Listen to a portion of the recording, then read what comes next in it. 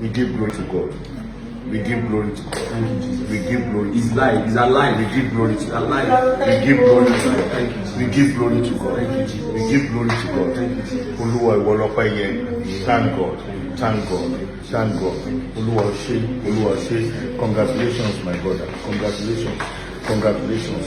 O ò ní kú. O ò ní kú.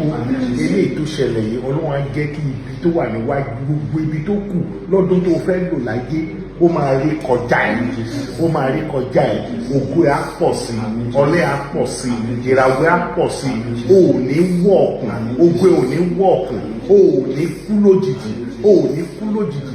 Eléyìí tó ṣẹlẹ̀ wá fi dàgbà wá darúgbó, wá dàgbà wá darúgbó, àní rí bí lórúkọ Jésù lórí ẹnikẹ́ni ní indọ́sítírì, àní rí bí lórúkọ Jésù, àní rí bí mọ́ lórúkọ Jésù. Congratulations my brother, o kú oríire náà, o kú oríire.